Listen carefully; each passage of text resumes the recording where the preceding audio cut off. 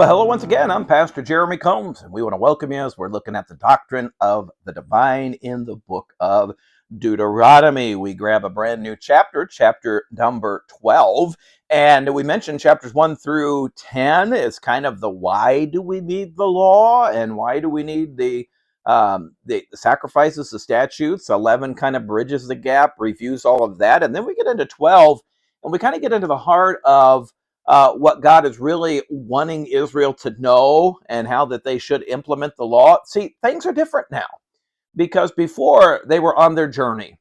And as they were on their journey, it was hard to be ceremonially clean. They were all together in a camp to where that there was a lot of accountability and responsibility, where now as they're going to go in and they're going to inherit the promised land, now they're going to be spread much further apart. Now there's going to be some freedoms that before they didn't have the opportunity to have. And now God is going to take the law and establish the parameters and the responsibilities they have because of those freedoms. And so I'm going to try to pick up the pace. And I know I keep saying that, but I'd like to pick up the pace and survey through these chapters. So let's get started. Verse number 1. This is chapter 12, by the way. These are the statutes and judgments. Okay, so now they're going to broaden that, which ye shall observe to do in the land. So this is important clarification here that their wilderness journey is coming to an end, and now they're going to go in and they're going to inherit the land. And God says, I want you to be ready, which the Lord God of thy fathers giveth thee to possess it. As God gives commands, he often gives assurances. And well, what a great assurance and promise this is, that you will inherit the land, that you will delight, and there will be new things for you to enjoy. But along with our freedom, there comes something called responsibility. We've got a responsibility to do what is right. We live in a free nation, and we're getting ready to celebrate our nation's 250th birthday. And, as we think about that, we've got freedoms, but that doesn't mean that I can just come and break your door down and take whatever I want. It doesn't mean as well that I can drive down the road as fast as I want because I'm free. No, I'm free to do what I like as long as it's within the parameters of the responsibilities of the laws of the land. And this is the same way with God. All the days you live upon the earth. So you're going to have these, and you're going to possess the land, and you're going to have a great time of fruitfulness. And so he says, here's what you have to do. And it's fascinating to me. He immediately cuts to worship, because worship is such an important part of our relationship with God. Ye shall utterly destroy all the places wherein the nations which ye shall possess serve their gods, upon the high mountains, upon the hills, and under every green tree. And so God begins, first of all, by saying, as you come into the land, you're going to see some things, and they're going to be naturally, your curiosity is going to be piqued. There's going to be pillars that are going to be erected, some of them with some pretty immoral images and so forth. Others will simply be little garden groves or similar altars. God says, don't let these remain. Destroy them. Get rid of them. You say, Pastor, is this saying that God would have me to go and destroy, such and such temple or their shrines? No, because that's their private property. The idea here is this will now become their property, and what property you have, don't let those false gods exist. I would say this in your home, you need to destroy anything that would compete against God. Okay, and obviously discernment is needed, but I think sometimes we may be a little too tolerant of some of these things. And God told them, don't tolerate it, because you give a little bit of tolerance, and the philosophy of the world is we all just need to get along. We need to have great tolerance, that eventually tolerance will lead to out and out apostasy and betrayal of God. You shall overthrow their altars, especially go to these places where they're sacrificing to their gods, break their pillars, burn their groves with fire. You shall hew down the graven images of their gods, destroy the names of them out of this place. Now, that's a new twist to these commands. In verse 7, it was to just destroy their place, their groves, their images.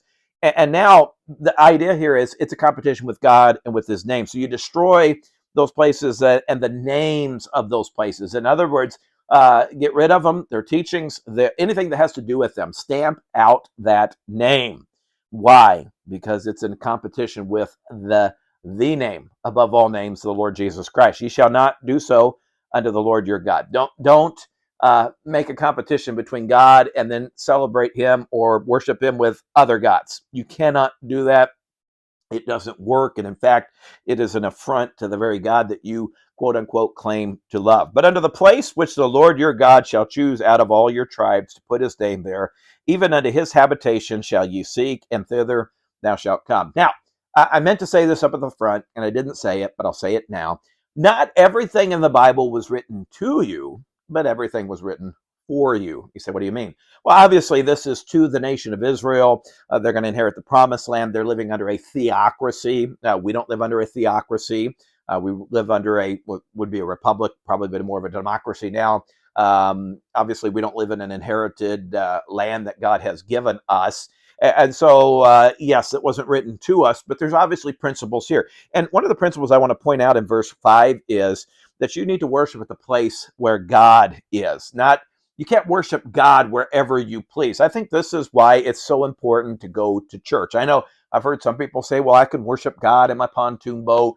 I can worship God on the golf course. I can worship God on my back porch. Well, personal worship you can, but public corporal worship, which you are called to do, not to forsake the assembling of themselves together, there needs to be a dedicated place. And I get it. The building is not something to be worshiped. We can cross a line in that.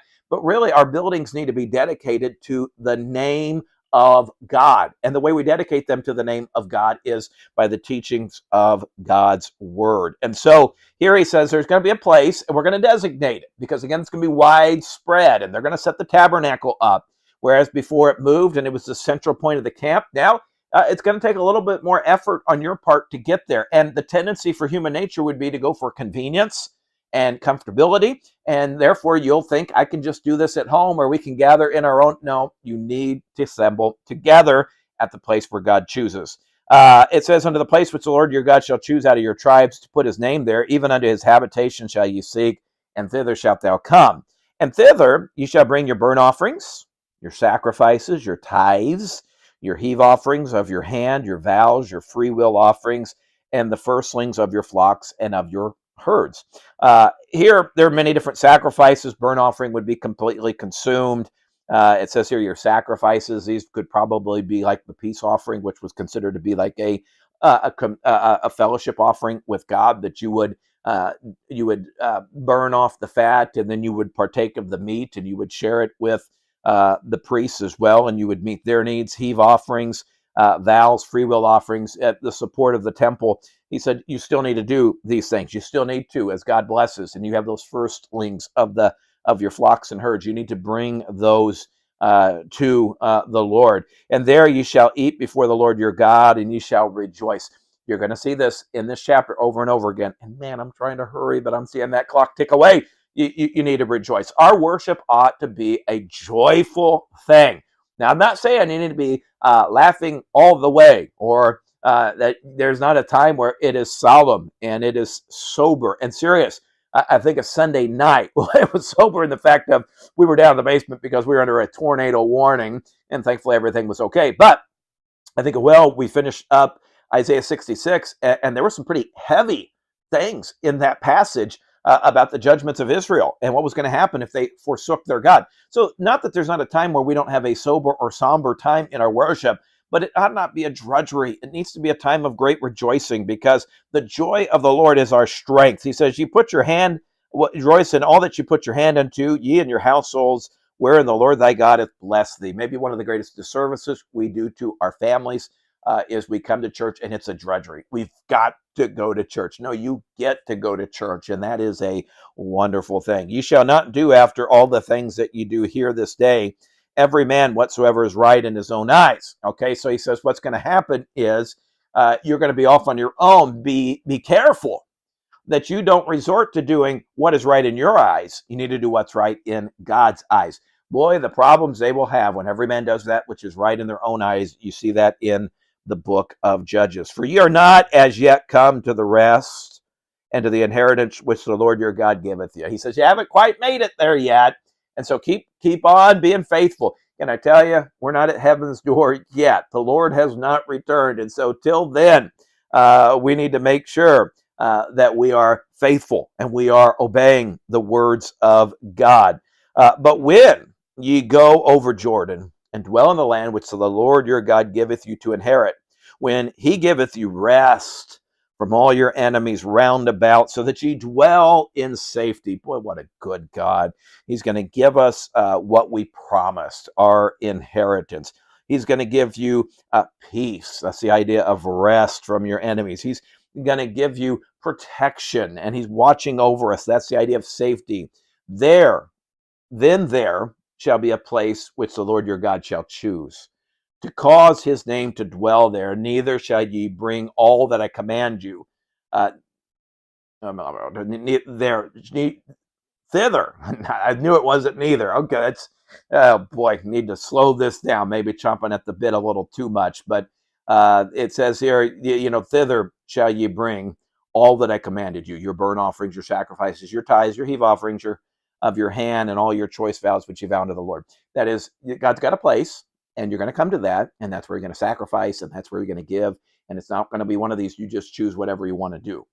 Again, the parallels here to me are with our church today that you need to have a place. I'm a firm believer, and you need to become a member, and you need to give, and you need to grow, and you need to serve, and that's kind of your place where, hey, we're dedicating this place to the name of God. So important. And ye shall rejoice. There it is again, before the Lord your God, ye and your sons and your daughters and your men servants and your maid servants and the Levite that is within your gates, for as much as he hath no part nor inheritance with you. So get everybody to come. Don't do one of these wife come alone, husband come alone. Now, I understand there may be some situations there where they don't want to come. And of course, you can't force their hand.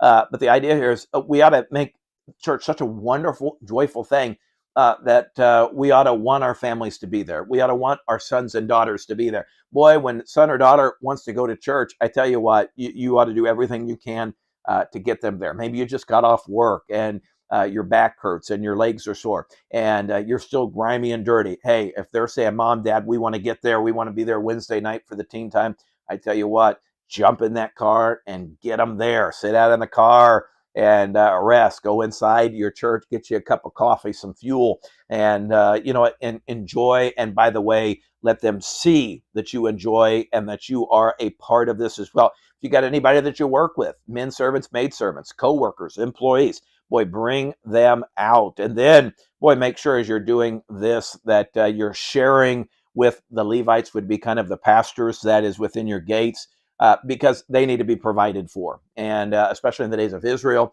the Levites had no inheritance. Everybody else in Israel, they got land, they got other things. The Levites did not. It's because God's people were going to take care of them. Now, obviously, there's different circumstances today, but we do something similar with our churches. Now, I understand I receive a salary, so do others, but the fact of the matter is you need to take care of servants of God. I think about our missionaries. I'm always wanting to know what their needs are. And when, rather than supporting 35 or 40 missionaries, I want to support 12 and really just invest in them. And so we need to make sure that we rejoice with them, that we provide for them.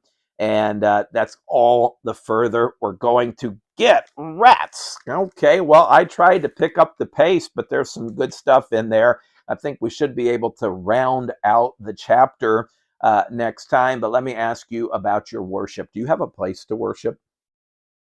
Do you have a place where you give as you worship? And then do you rejoice in worshiping God? If you're not going, if you're not giving, boy, and you're not having gladness, there we go. I knew we could get another G in there. Then you better check your worship, because it's probably not the kind of worship that God intended for you to have. Hey, thank you for joining us. We'll see you next time.